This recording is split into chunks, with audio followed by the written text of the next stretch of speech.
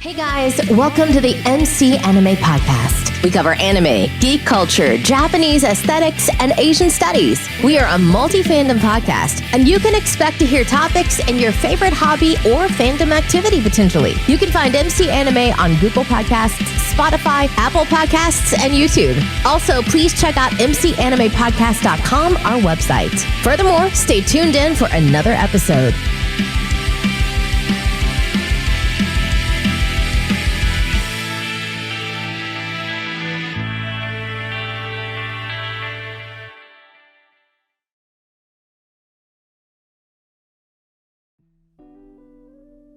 Hey guys, this is MC from MCMA Podcast. We're back with another episode, and Crystal's back with us as a special guest and featured speaker. How's it going?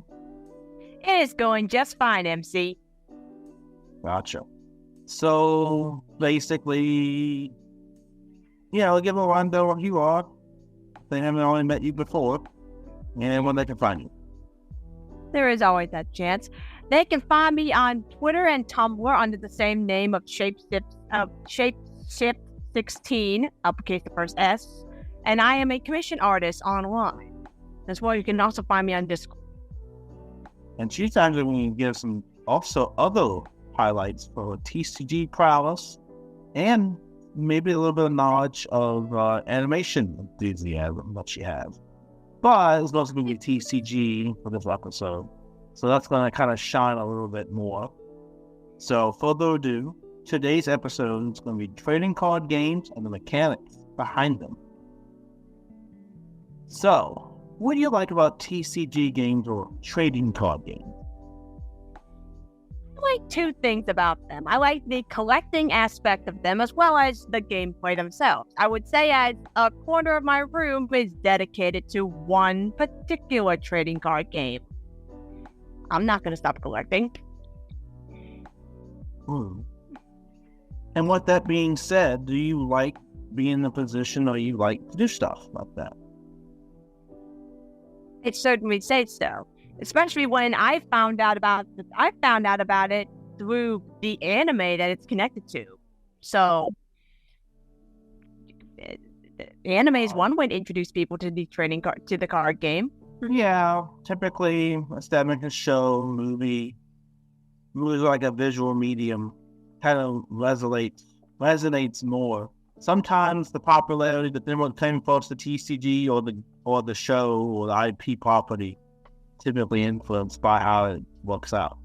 So the top 5 TCG games that we're going to talk about is Magic, Pokemon, Yu-Gi-Oh!, Hearthstone, and Vanguard.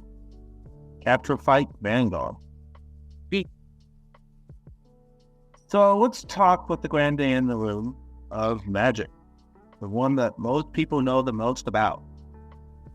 Even I have knowledge of it, and as for context, I am not that big on it. I have a Magic the Gathering. I have some of the cards. It's been a while since I've played them. Oh, okay. It's been a while, but a friend seems like it seems like fun. You get the hang of it. It's easy. True. The thing with Magic specifically, I like. Well, there's different applications. They still have 7 attributes or elements, as they call it, and that's how the logo is. It's 6 or 7. I think it's 6. I think it's 6 too. So if I could have my own input to something that I just recalled, Magic the Gathering, if I can know it for one thing, it's been crossed over with a lot of franchises. I saw Doctor Who cards when I went to Walmart one time. And we're doing a new crossover with... I found My Little Pony ones too. Well, the Marvel collectible cards right now, the TCG, is doing a crossover with Magic too, so... It's like if you want to do a trading card game, you can just ask Wizards of the Coast and say, hey, we want to try something out. Can we give our IP to you so we can make it a card game? Well, the Coast also did Yu-Gi-Oh as well. At one point, they did Yu-Gi-Oh in the beginning. I am going to. Okay, I find that funny considering considering Magic the Gathering got on Yu-Gi-Oh for having magic cards in the early days, so they had to change it to spell cards to keep them happy, so to say. Yeah, there's some claims like that. So that's a little bit about Magic. Let's get into Pokemon as a general, but get them understanding. I mean, what is there not to talk about with Pokemon? Even I have the card game. I need to brush up on the rules, but the card, it's reference art that I can use because I draw Pokemon. Well, yeah, so basically, the decks of Pokemon TCG are built in a way where you have your Pokemon, I think your 6 main, that you can do battle with. They all have HP, but they need energy to attack. Once you do the attack with your support items, the training items, and like your support cards, you're actually able to go to your deck to get that energies to do the attack at hand. And typically, your deck is specifically for one type of strategy. So it's usually one main deck Pokemon, and then you support it with all the different. It's like a theme deck. That makes sense. I might look up a better way to do the rules. Maybe I can make my own Pokemon card. Maybe I can get my own Pokemon stuff wrapped up. That's basics of Pokemon. When you get into Yu-Gi-Oh, it's you have different subtypes, but the basic premise is life points is your resource. Because Magic has mana, Pokemon has energy. The only management lifestyle in Yu-Gi-Oh is the life points. But life points to a degree in the earlier game mattered, but over time, they really don't. It doesn't matter as much. They do not. That and maintenance costs is basically the two things you got to worry about at all times. Mm-hmm. So that's kind of how they did it. And then you had like monsters, spells, and traps. And then monsters had the extra deck. The original deck was the fusion deck. For the longest time, before Synchros came to play, it was only called the fusion deck. Thank you, 5Ds. Yeah. And yes, you had that controversy with 300 some cards as a deck. That's a big meme that floats around. I know. It's called the Delinquent Duo. It's called the Delinquent Duo. The photo is the person who was doing it was a judge at these events. So he came with a deck of 2,222 cards. And the deck's main strategy was literally to shuffle the entire thing. Was to win by the timer. And it literally interact with the deck in a way where they had to keep shuffling. So no matter what card they did, there was that house that thing. And now you can't have more than 60 cards. So that's a little bit about Yu-Gi-Oh. We'll get into like the different mechanics of each game setup. Hearthstone is interesting because it actually introduces the people in the environment with different characters. And you also have the ability to play your zones. It's a little bit different. I almost want to look this one up. I didn't do a ton of research on this. Oh, a digital card game. Yeah, it's mostly, they have the precursor to the basketball.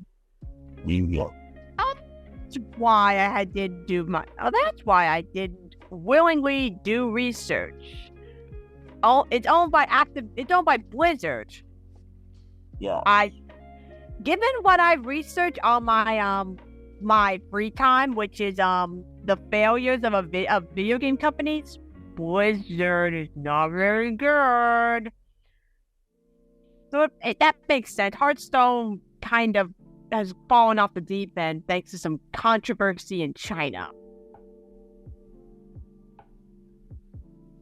Yeah, that did happen with them. So I'm not going to get into that. This is not my place to talk about it, but Hearthstone is kind of in that ballpark that you have to be aware of. It's basically a fast-paced strategy game. You have a digital only library, and then you have like the different free-to-play digital card game. Interesting because it's all the digital, but it has a more refresh. Yeah, it's a digital only card game, yet it's in the top 5 for best trading card games. Its only existence is in the digital variety. Must be very popular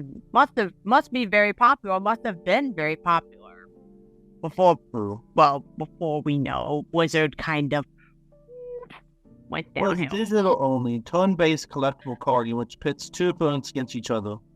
They select a hero from one of the 11 classes. So they don't have monsters, they have classes like warrior, mage, stuff like that. All classes sounds like have D&D cards and abilities known as hero powers, which define the class archetypes. So it gets into a kind of different ballpark. So it's like a D&D met card game and class together. If Blizzard wasn't bad right now, I probably would play it. True, it's not that bad. I mean, people like it. I mean, don't get me wrong. And then the last game is Vanguard. So what specifically about Vanguard is mechanics of it, like the setup? Oh, well, this has come from someone who has knowledge based off the anime that it comes from. But apparently, it is based around it's based around having a field of having strong allies, as well as focusing on your avatar monster, the one that embodies you. And they made the life points a little easier to understand because you lose if you have 6. If you get hit 6 times in the damage zone, you lose automatically. There's no ifs, ands, or buts about it. Okay. All right. So that's a little bit about each game. So let's talk about specifics about the way you win, the way you lose. So in Magic, the way you win is through your life count. So they have a life count about 20. And each one, they have different zones and mana to manage such, like the lands they play have the different attributes. Then they have the monsters they play that require different mana and the different lands to attack, to defend, and do some other stuff. Like counter spells, kind of popular, all that stuff.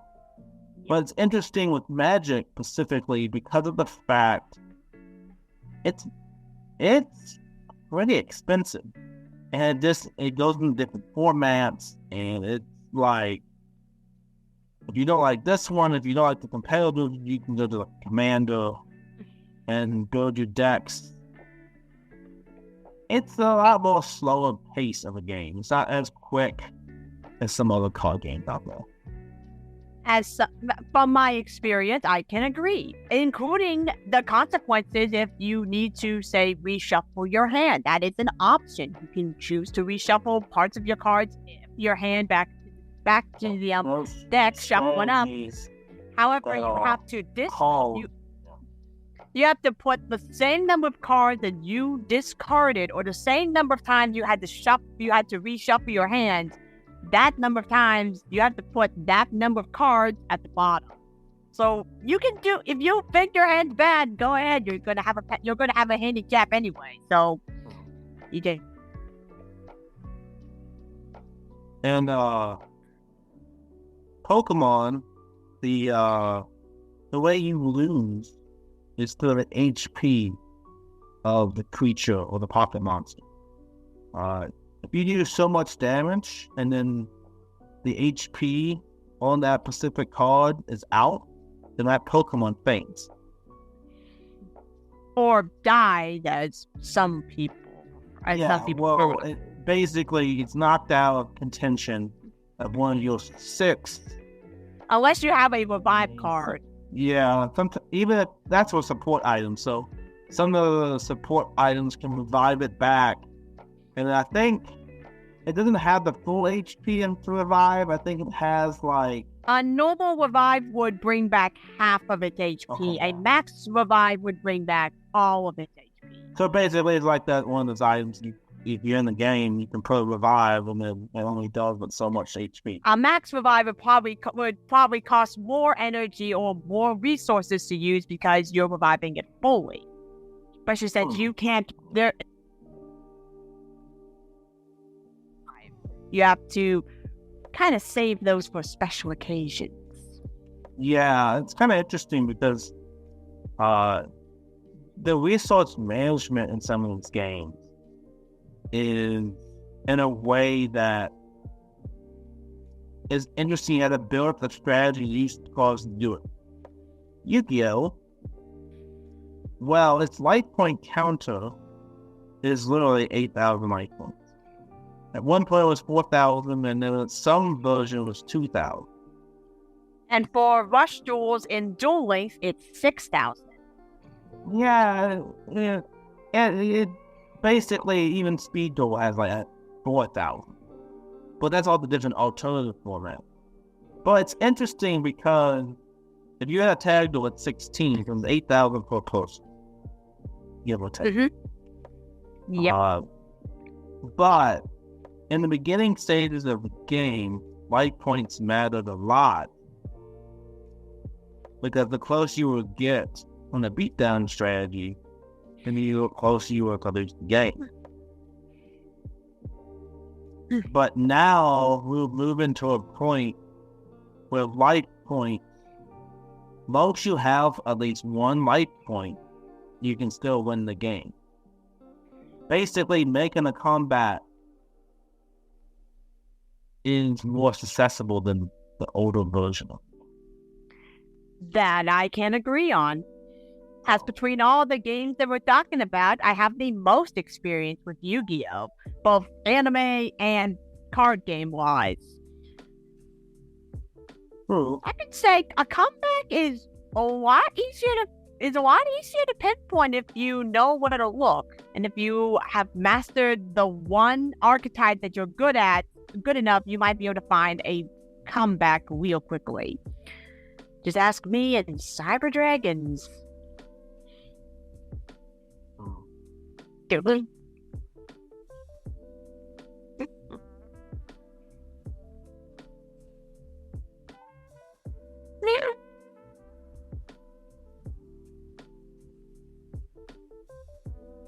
So basically, in the battles in Hearthstone, you still have life points in your management counter.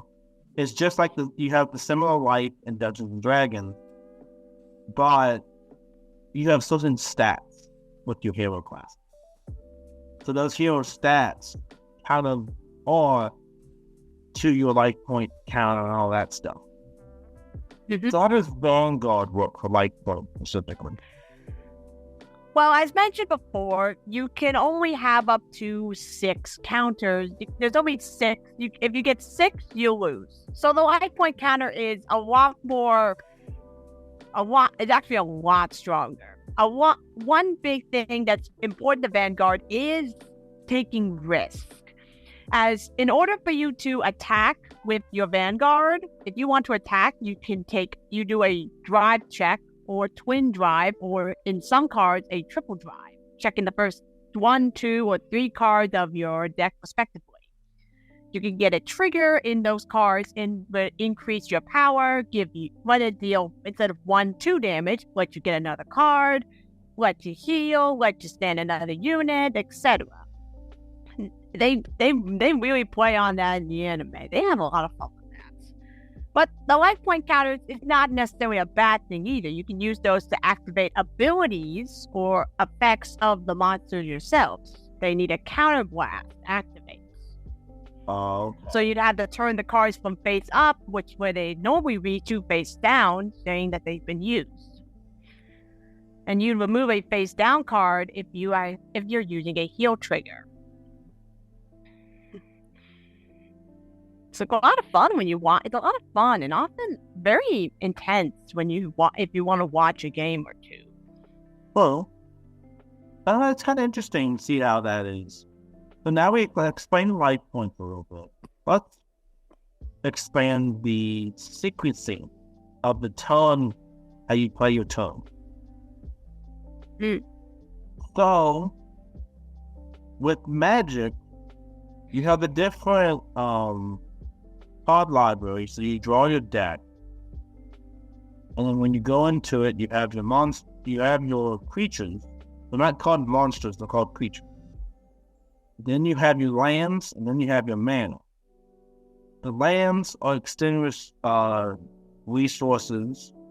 The mana also gives you the ability to attack to do certain abilities from the creatures, and activation on certain cards too. And some of them need certain mana. Like you need 2 force mana to summon this creature. You need 2 normal mana to do this. Yeah. It's important to pay attention because sometimes they need a certain amount of maybe even 2 or even 3 different kinds of mana in order to summon, use effects, attack, etc. And Magic has so many different archetypes for the different types of decks.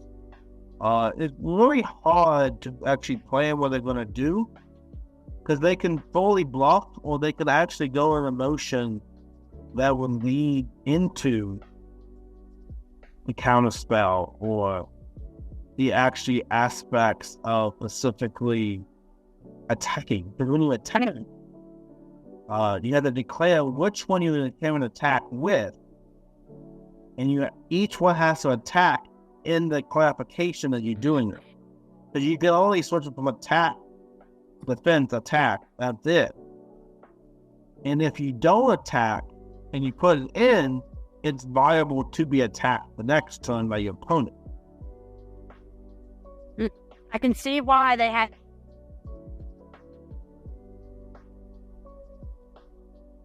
And if it did attack, it goes back to defense.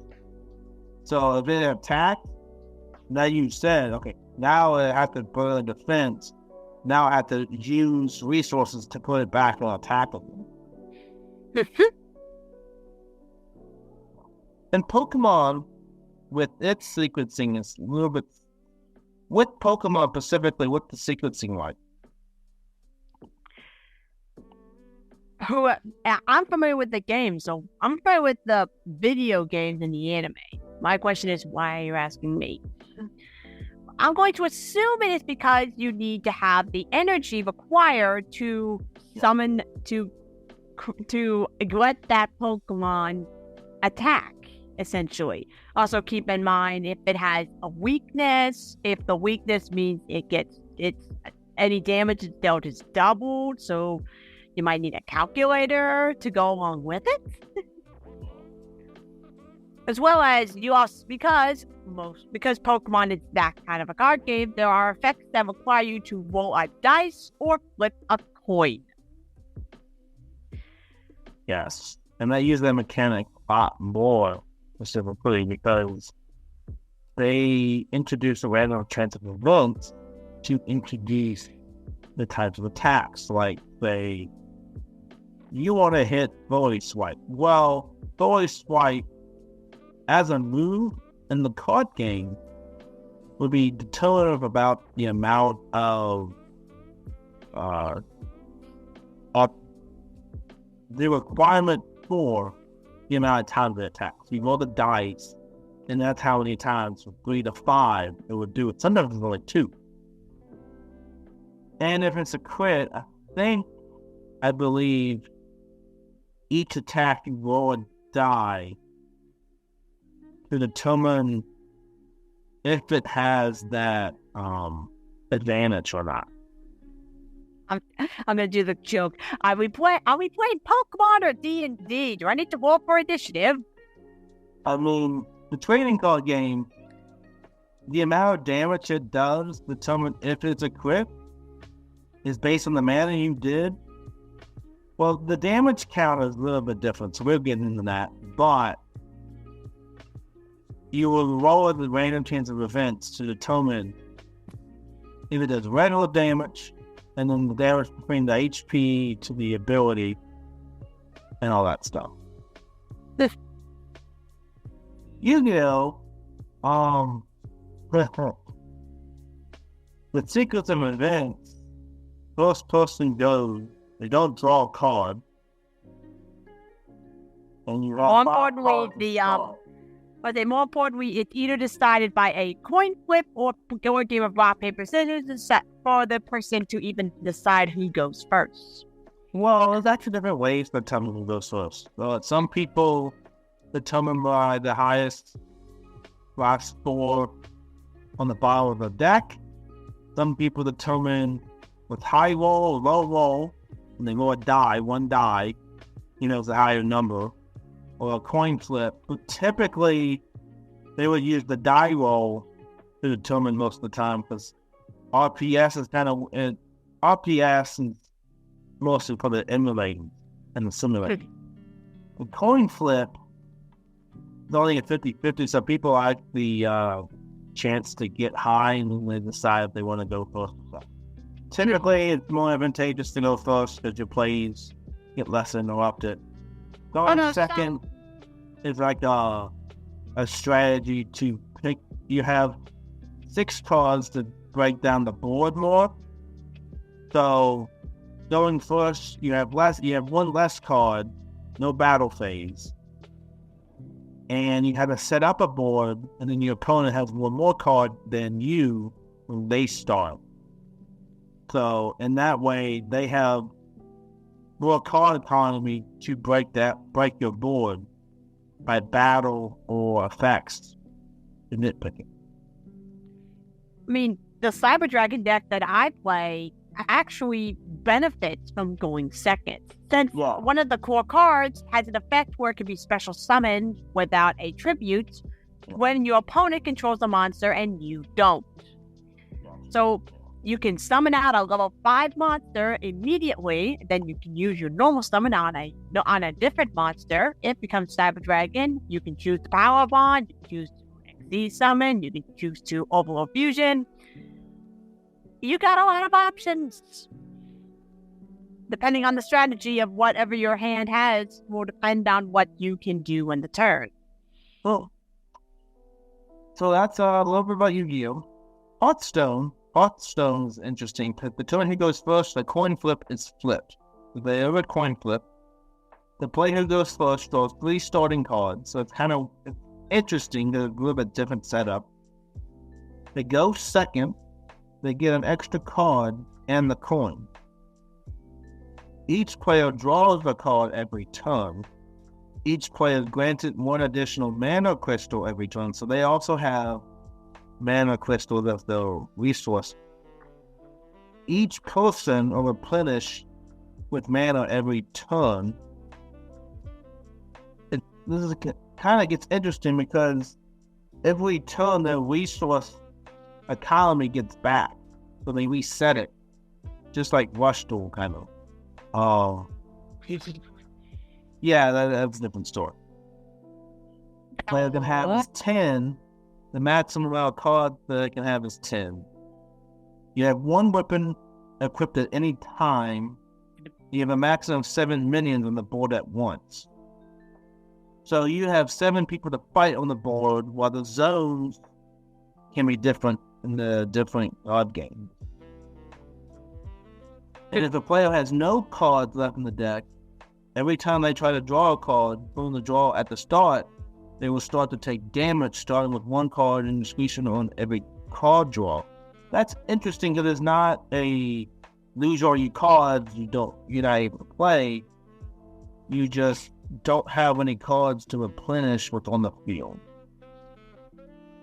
So that's I can kind buy of a it. little bit about setup of Hearthstone, how they operate.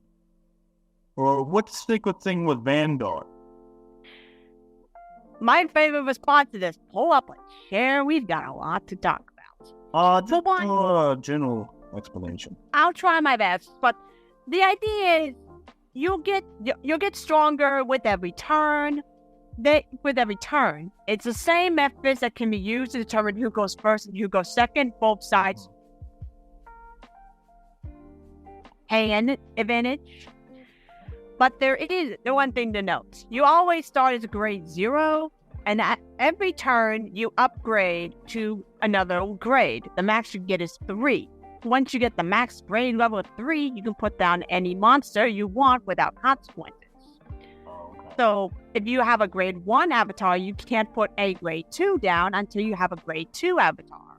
So that's the hiccup with early gameplay. You have to wait until you have the ability to put down stronger cards. Hopefully you would have had the opportunity to either build up a good army of 5 background pieces and 1 avatar to be able to take out your opponent in real quickly. As well as knowing what the effects of the monsters are and how they'll benefit each other around each other. As well as keeping in mind, are you keeping in the same clan? That's beneficial. Alright, we'll have to live about Vanguard.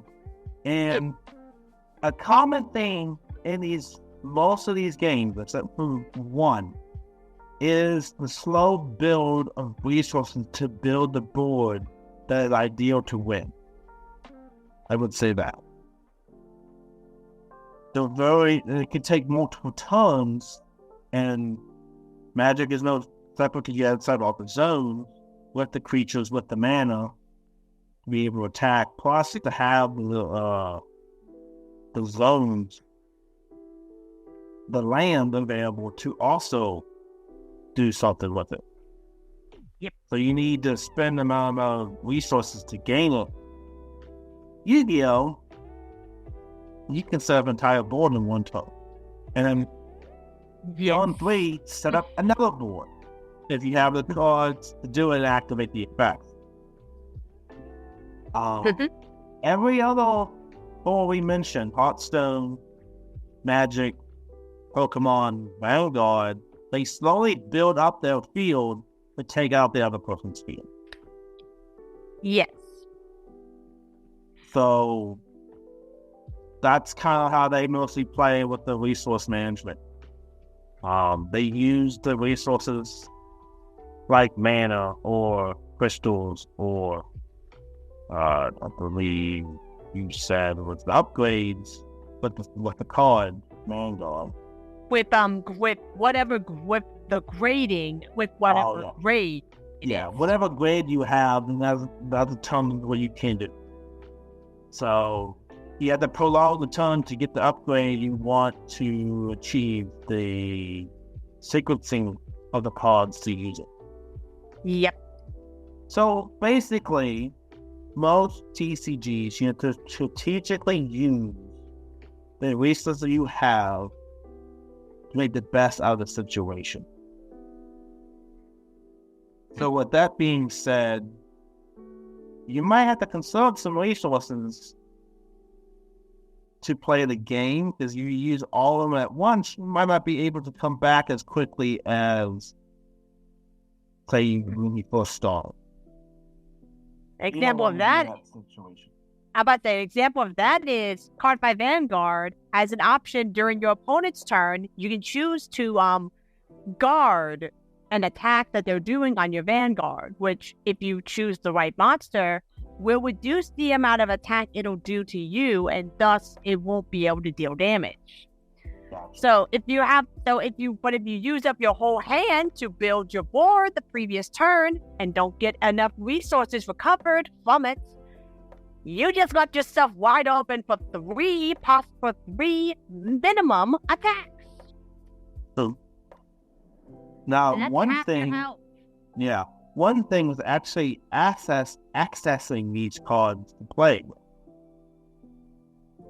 I believe all of the above can be accessed by going to your local card shop or wherever you buy your card games, except for Hearthstone.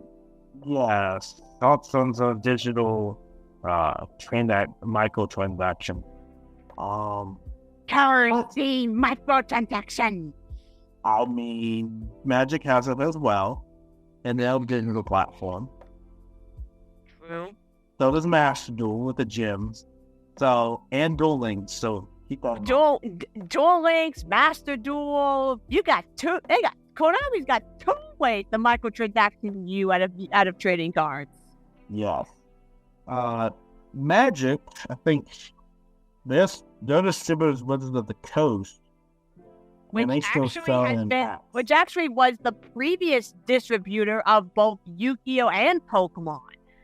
It seems to be the golden way to outsource these card games the first time, and then they decided, fine, I'll do it myself. Well, they did too much Wizards of the Coast. Magic has always been a streamlined product that they handled really good. The distribution on other card games was that question and force these other TCGs to get into the market themselves. Mm-hmm. You have to remember, and specifically in the TCG, which is the trading card version, not the OCG, which is the original card game. The original actually had their own distributors with the company that did it. So the TCG for the Western audiences and Wizards of the Coast was so big at one point that it managed different card games. I thought that was only a Yu-Gi-Oh! Issue. I thought the finalists were the only thing that I had to worry about with the OCG and the TCG. You're telling me I have to worry about that with the other card games on this list? Yeah, Pokemon has a ban list too. But Magic also has a ban list for the competitive format, plus the Commander format. Magic has the most of a ban list than any other card game. Because they can have like 15 different formats. So I think I'm glad that I only have to deal with 4 Yu-Gi-Oh! Ones. The OCG one, the TCG, the Master Duel, and the Duel Links ban list. But don't forget you also have and Rush Duels has one. Rush Duels has an OCG one and the Duel Links one. Well, I have 6. Yu-Gi-Oh! Also has worlds too. So they have a different ban list as well. I believe me watching YouTubers reacting to the ban list every couple months or so says otherwise. Well, the other TCGs that actually tend to do well with their ban list better is for the simple fact that they have a set rotation. So every couple of years, they redo the card pool that you can play. So every format, you don't get access to those cards, so they're out of the format. Mm-hmm. You have to buy the newer decks in that set at that time. And you're wondering why I don't play Magic. That's why Magic has so many different formats. They make it still available to buy. Yu-Gi-Oh! Just has a ban list and any card can be played. Except for the cards, if the card is listed on the ban list. If it's forbidden, you can't play it at all. If And it's also, limited, it's you can only have one. Well, it's also determined by which format you're playing too, because each format has a different ban list. So you got the format you play and the ban list itself. Yep. But still, forbidden, no play. Limited, you can have one card. Semi-limited, you can have 2 copies. Not limited at all, you can have the maximum of 3. Well, Pokemon's interesting too, because they ban certain high-powered cards itself. I feel like that's an interesting situation because even in the Pokemon video game tournament they have different rankings that Pokemon can be based on their stats, based off what they can do. Sometimes the ability too. Like, for example, Mischievous and Sun and Moon, it's an unbroken bond. So it's a banned card, for the simple fact that Mysterious has the Mysterious Message ability, which allows Mysterious to KO itself, so the player may draw until they had 7 cards in the hand. Furthermore, it was easy to acquire Mysterious to play in the Duststone item, which... So, basically, with Pokemon, specifically, it's the ability, it's the support with that ability, it is the type of deck that it's just too much of a power creep. Certain legendary Pokemon cannot be played because of the high stats and all that stuff. So there's only certain decks you can use if it's not banned. And it's only in that set rotation too. Every generation introduces the new set rotation, which keeps the card pool healthy. Yep. And certain trainer cards get banned because they just work too many decks. So, or they're too strong. So that's how Pokemon plays it. It's the combination of cards working together, which gives you them banned. That's the same with Yu-Gi-Oh! It takes the right combination. Typically, in recent years, these cards have been too good, and they enable too many combos. So that's the issue with that game. And the issue is, does the card do FTK or an OTK? Which, for first-time listeners, FTK is first turn kill, and OTK is 1 turn kill. Do you do either? Good news! You're getting banned. Although they don't know when to ban cards.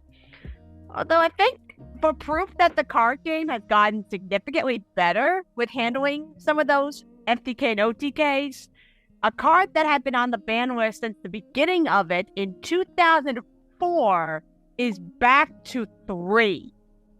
It went back to 3 last year.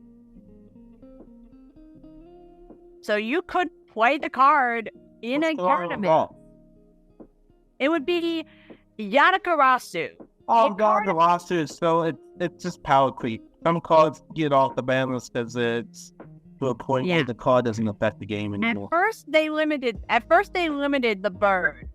Since they wanted to see how it did. Since the Yatalock, as it was called, is not easy to make since one of the cards used for it got an errata, so not going to be able to do the Yatalock with it anymore.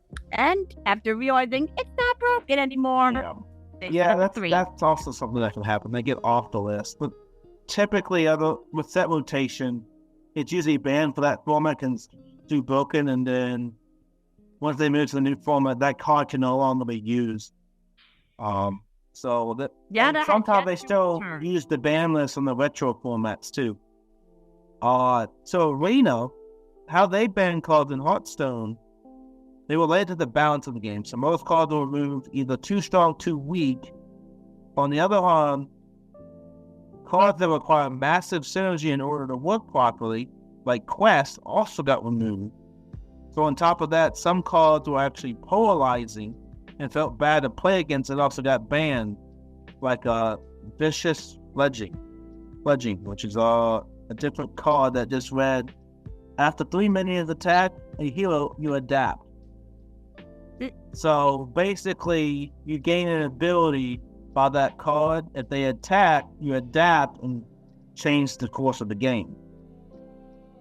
It's also note that some of the cards literally just reads, whenever you summon a beast, draw a card.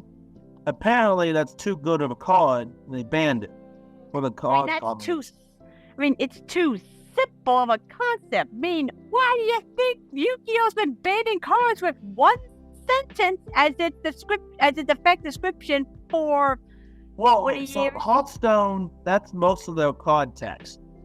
So, for what reference, their cards is literally a simple effect, and that's how they play the game. Yeah.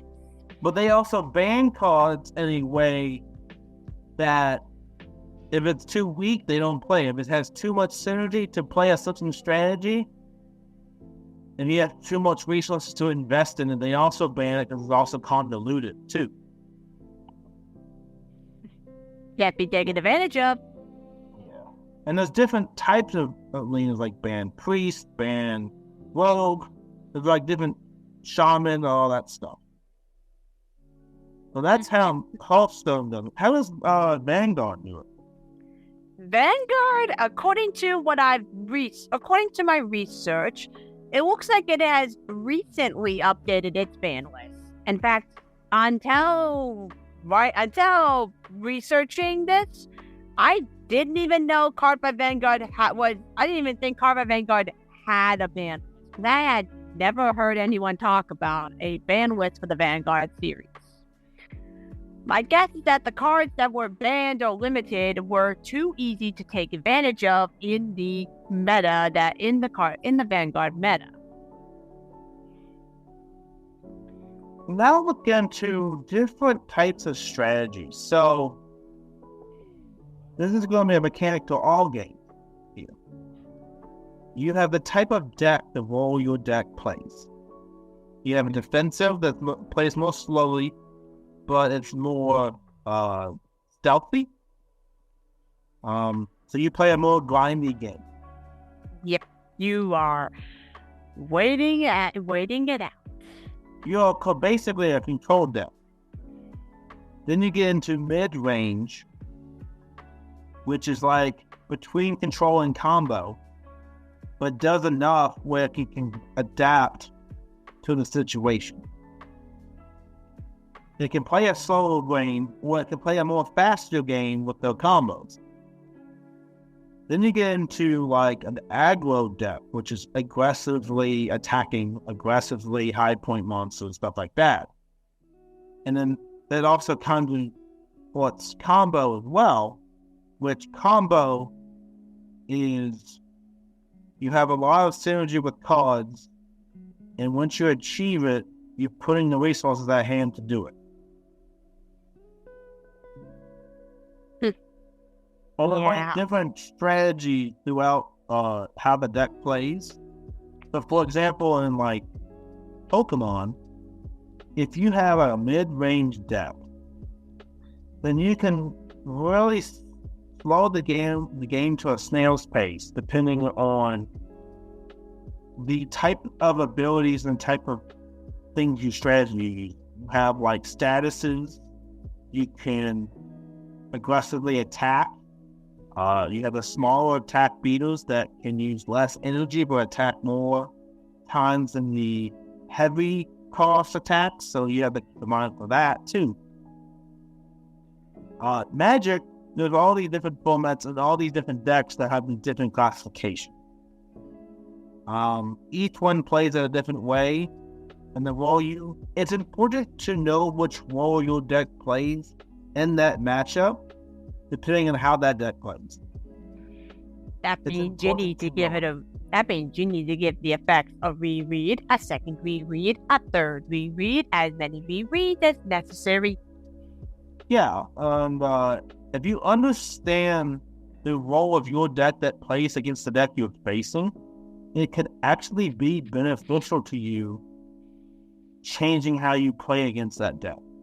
If there's certain things you know about that deck, how they play, you can maybe set up resources to combat it when it comes up, or have a contingency plan when that said combo comes up, or when that said creature comes into play and ruins your board. And also, there's not necessarily a lot of focus on cards, but there is.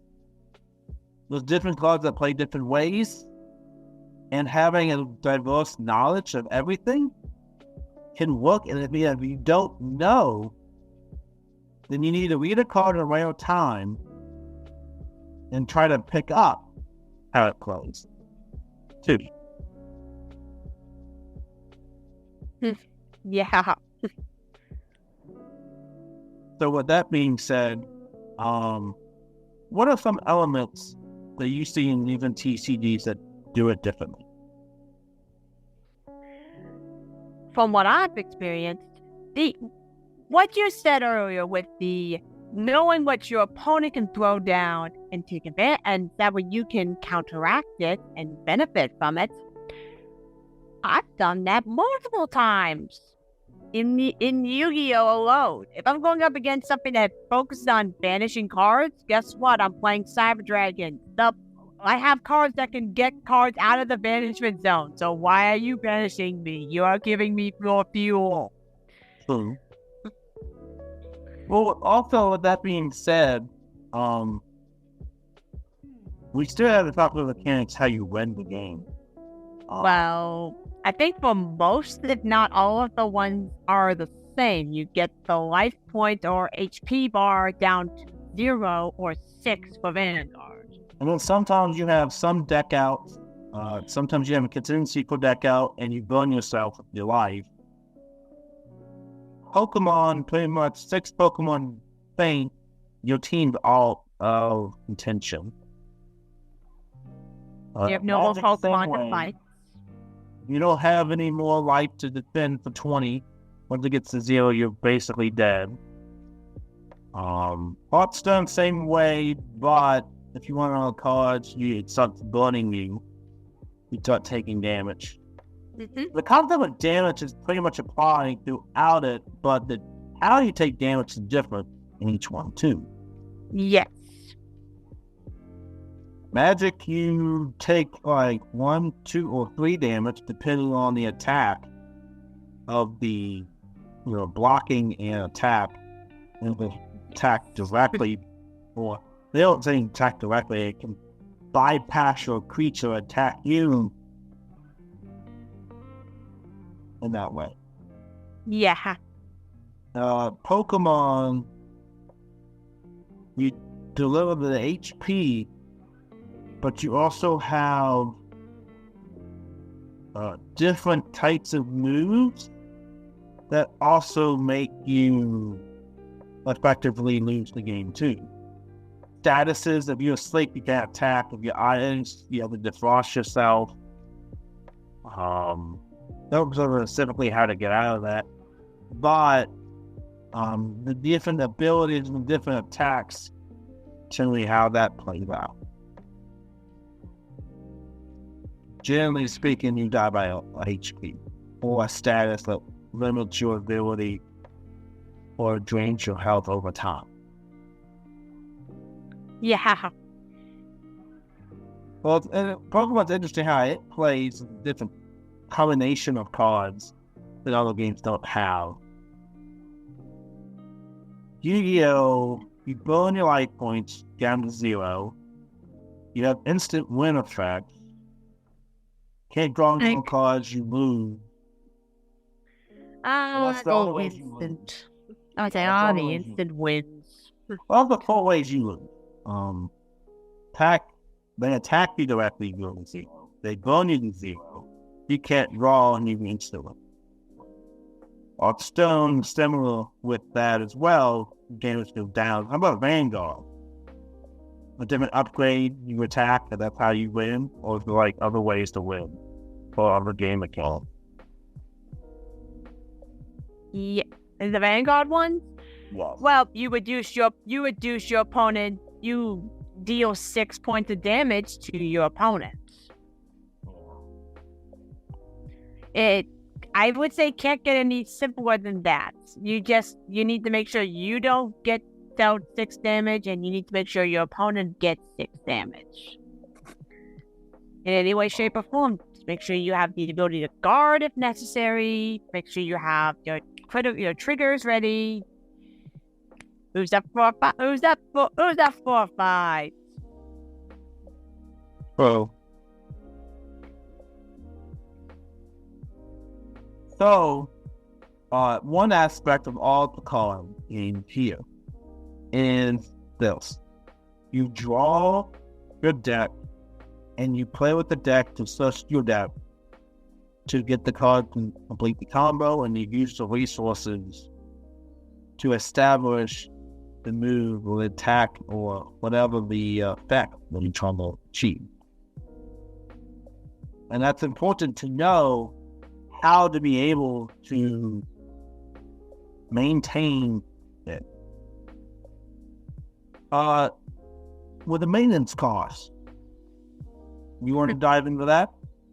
The cost? Yeah, the cost of doing this attack, the cost of doing this action with this support card or something like that. For Magic the Gathering? Yeah. The way I saw it is that you might be spending several turns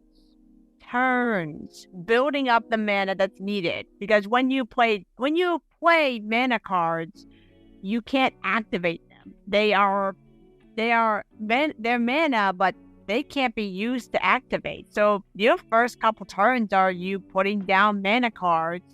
You reactivate them at the start of every turn, but if you put down more mana cards, you gotta wait till the next turn to use them. Yep. Yeah, that's how that works. And the maintenance cost. They recommend have at least 4 mana cards in your starting hand. Yeah, it definitely mana is a big driven resource management. From what I've seen, I think you can put the maximum of 2 mana cards per turn down. Yeah, you can play it, and then once you play it, it can go to your you gotta wait till your next turn and use the mana you put down. Yeah. It's interesting because in Magic, basically draws are becoming a winner.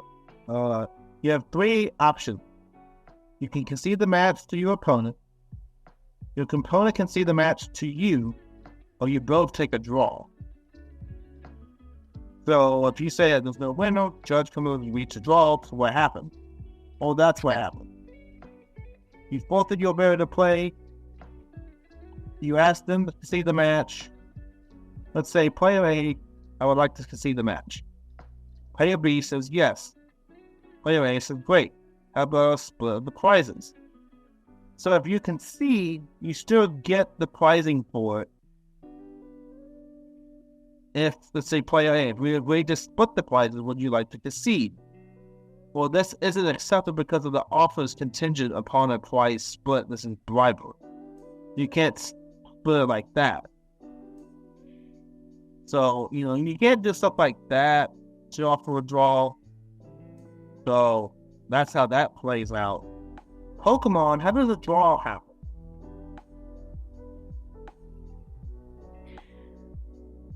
Why are you...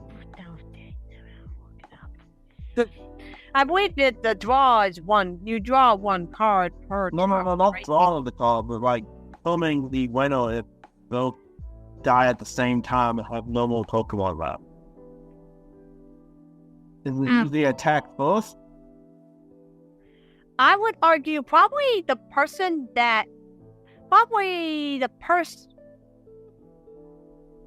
Good question. I actually want to Google that. So I actually want to check to see what would happen. How do you determine the winner in a poker? And then look up that meal. Well, I do know the draw sequences in Yu-Gi-Oh! Is pretty easy to understand. If a draw were to happen into time, basically the person with the higher life points, the winner. So if you gain life points or burn your opponent, you gain the advantage in time. However,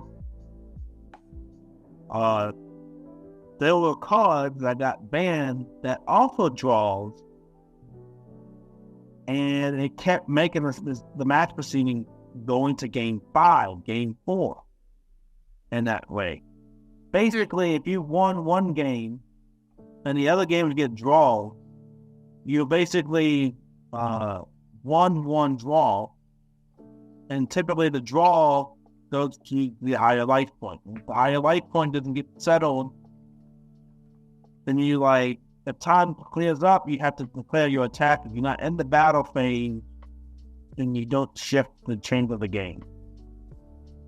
Also, keep in mind, there were cards in Yu-Gi-Oh! Like Destiny Hero Dynamite, which if you discard 1 card, it deals 1,000 points damage to both players. So there are cards in Yu-Gi-Oh that not only have the ability to end it in a draw, but your life points both go down at the same time. And if you burn yourself, and you have an instant win effect, it's a draw as well. Yeah. You lost the life points and instant at the same time.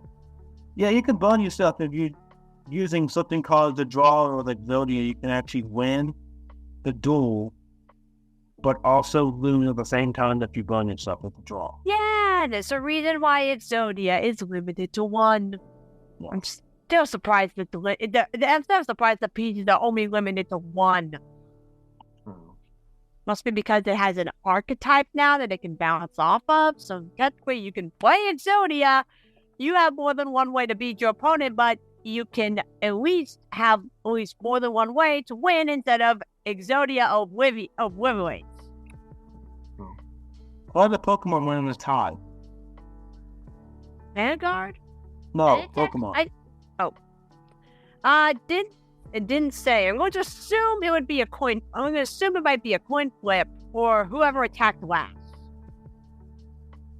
So, well, with Hearthstone, actually is the ability, can you actually tie?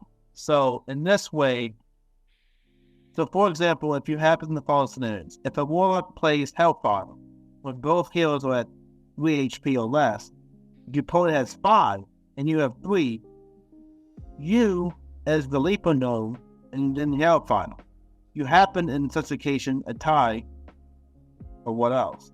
Basically, in that scenario, if you both lose in that when you die, if the damage is dealt at the same time and it's a tie, and there ain't no tiebreaker, you just have a draw on the record. And it's basically if both players are reduced to 0 health at the same time. It can happen if the game lasts beyond a certain amount of turns. So if you actually remember correctly, it's extremely rare in Hearthstone, but you need to survive the fatigue. Now, silver arrows can just smack, well, that's all the digital. So, tied display is a loss to both players, but isn't actually counted as a loss. Neither player will lose any rank, and it will not count towards the losses in the arena. So, that's how that's played out in Hearthstone. Doesn't happen as much, but it can happen under special circumstances. You have to be to 0 health simultaneously. Yeah. But how does Vanguard happen with that? With a tie? Yeah. Are there any tie procedures? Trying to figure out if there is one, because that's there. Okay, there it is. Trying to figure it out myself. Just give me 1 second. From what I see, potentially because there's no direct.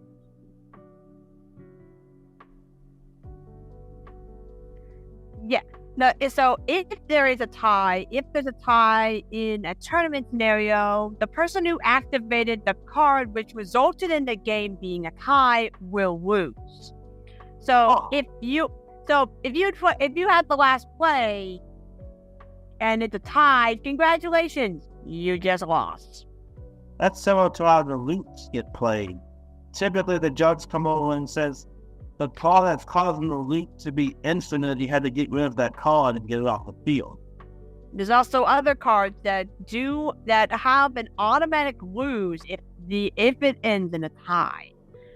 An example of that is if a player were to activate last turn or final turn, and it's a tie, and it ends up being a tie, the person who said last turn is the loser. The person who activated is the loser.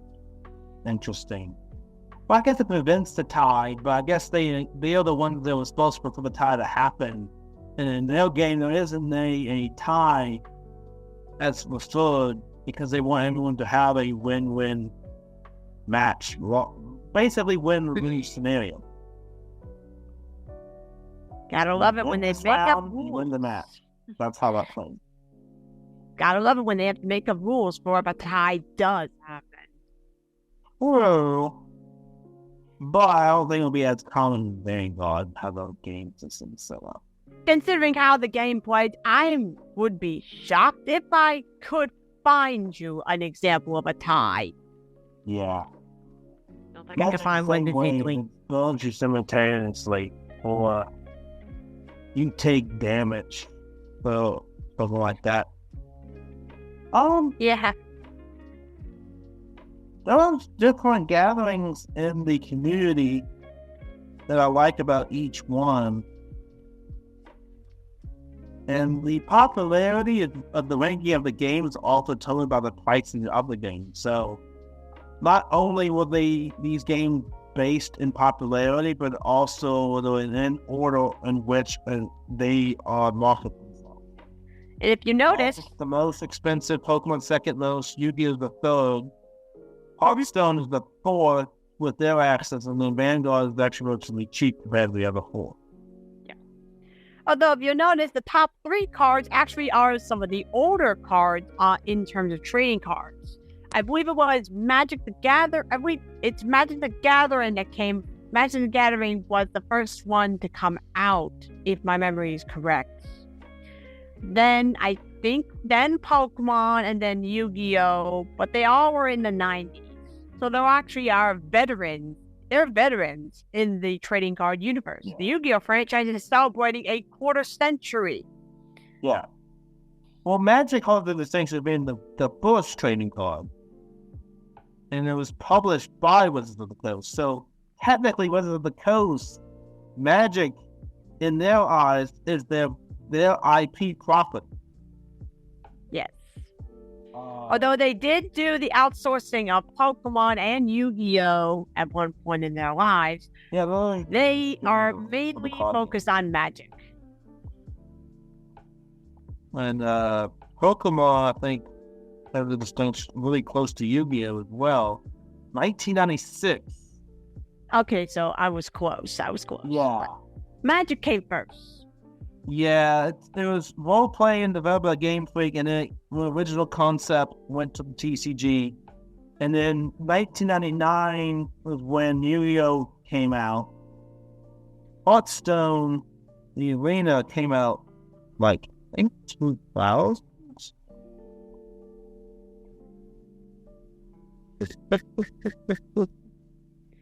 Checking for yeah, it was March of 2014 when that came out. That means Vanguard isn't the youngest. That means Vanguard isn't the youngest one. Vanguard started in 2011. Yeah, but Vanguard and Hearthstone pretty much newer in the last 10 years. They are card games from the 2010s. Yeah. So then we're going to establish when, the 3 juggernauts of the popularity kind of already got established. Which I'm kind of shocked that two of them in the top 5 come from the previous decade. Yeah. I would think another franchise that had not just one card game but has multiple attempts, especially one that's still going in Japan since the early 2000s, would be on the list, but I'm shocked. Which one is that? That would be Digimon. Yeah, Digimon has a pretty good access to his trading card, but it has the Hyper Colosseum card game. That was the first variant of it, which was used in the third animated series. But you also have to establish that most of these franchises are based on the actual concept of the game. Like, Pokemon was very created early first as a TCG. You had the comics and the TCG directly followed after. Magic has been exclusively a TCG game. Although its franchise can have other implications, but it's been mostly a game itself. I will Yu-Gi-Oh! Was also I'll spin-off call you out as on well. that because I actually know something. Early versions of the Duel Masters manga did not have them playing Duel Masters. They were playing Magic the Gathering. So there was a manga that was connected to Magic the Gathering. Oh It yeah, was but they shipped over had to it. Duel Masters, but yes. Yeah. They did have it. Just most of the focus has been the TCG itself. That's the main focus of Magic. And these other ones like Pokemon and Yu-Gi-Oh! Have been the main focus is TCG, video games, shows, comics, stuff like that. Also, it's been solely a game in most of its journey. Vanguard had different interpretations and adaptations, but did the show come out before Vanguard or did the TCG come out before? It said March 2011 for the show. I'm going to assume the manga or the anime came out first. Oh. And I like doing this. Yu-Gi-Oh! Was not originally based around the card game. That was just featured in a couple chapters of the manga, and people were asking about the game. Yeah, that's when the game It was focusing on all games at first before they eventually shifted over to the card game that we all know. Well, nuances is what the transition was. Then No, it's Kingdom. Yu-Gi-Oh! Zero, yeah. So it's kind of interesting the transition of the games, how they played out. Now this is just a generic mechanics of these games. There's a lot more to the game that we discussed, but I feel like discussing Magic the Gathering specifically, Pokemon the trading card game, Yu-Gi-Oh! The trading card game, Hearthstone, and Cardfight Vanguard is established in what they try to do. Mm-hmm. Play the game, you will have cards to be able to play the archetype, the deck, whatever, and to win against the opponent. Yes. Think about a fancy solitaire when you play against yourself. You're trying to get cards sequencing in order. And think about a trading card game. You're just trying to attack your opponent, win the game. So, it's a different version than just decks of cards. It's not just a deck, it's a lot more than that. The pricing on the market, the secondary market, finding the cards in the packs, in the distribution material that they give out in a random format. So they randomly distribute it, and that's how you get the card to play it. That's how you get access to the market. So that setup was the main focus of the main selling part of the game, how that continues. Because if people didn't keep buying the new product as they release it, like booster structure, decks, and all that, they won't be able to play the game as much. They don't make it accessible to the players to play it. Yep. I would know. I have too many of them. Yes. I can see that. Dang it. I only have like 2, so it's not really a big deal. I'm not getting Magic. Trust me, I would send a picture, but that's probably gonna get bigger at some point. Yeah, you probably won't go into Magic knowing you. Dang it. You see, like, I like Magic now. What can I say? I like the cards. I like the card art. The effects can be interesting, and I wish they'd be easy to read, but Magic typically has a boss monster. They usually have a monster until they summon them. They use that deck to support it. an ace monster if you would prefer. Well, Magic's the boss. Oh wait, that's monster. I'm about to say ace monster is the Yu-Gi-Oh term, and your avatar is the Cardfight Vanguard term. Yes. So So, you would wrap this up. Was there any closing arguments you have for trading card games with mechanics? I would recommend, if any of these do sound interesting, you might want to do some research on the rules and how to play them yourself. And if you want to find what benefits you best, I'd recommend doing some research, seeing which ones will bounce off you better. Yeah. Only one's an outcast, so if you get into that, good luck. Or you could be like one of our friends who loves increasing his life points to the point where I can't even get them to drop below 4,000. Oh gosh, yeah, that can happen. But just remember, in any game or trading card game, it's how you play it to benefit you to have fun with it. That comes first, and then winning and losing is secondary.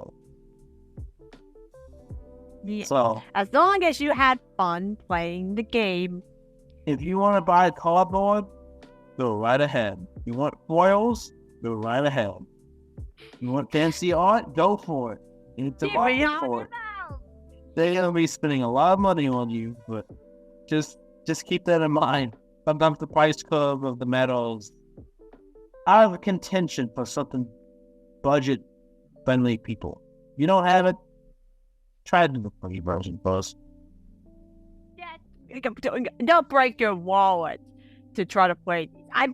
But for all of the above, there are digital versions of these games. Like there are digital variants that don't use microtransactions, that let you play, that let you experiment and make your own strategies. If you want to learn, you probably should look for those first. There's a simulation for almost any kind of trading card game out there. You just gotta look for it. And typically try to find the ones that are officially made by the company itself. It's a lot easier to get into. If you use ones that are outsourced that's not by the company, good luck. Good luck. Like there are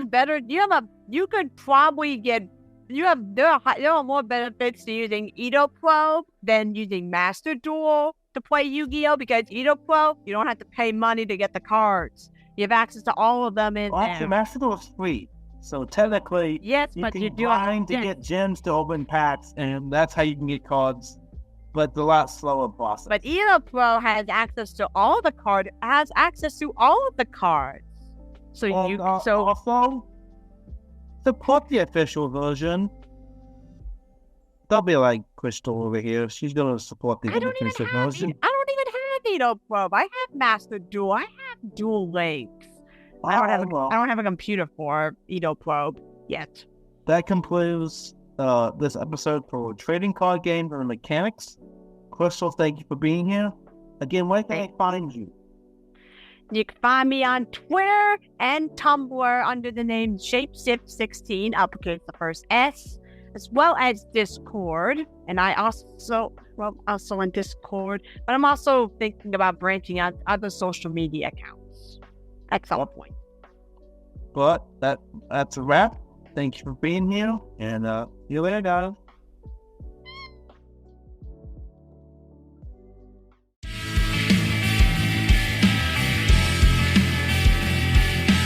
This concludes another episode of MC Anime Podcast. MC Anime Podcast is available on podcast directories like Google Podcasts, Apple Podcasts, Spotify, iHeartRadio, and YouTube. We also have our website at mcanimepodcast.com. If you want to directly support us, then follow Patreon blog MC Anime. Finally, if you want services for hire, then we're available on Fiverr for audio and video production, graphic design, idea consulting, and blog and article writing.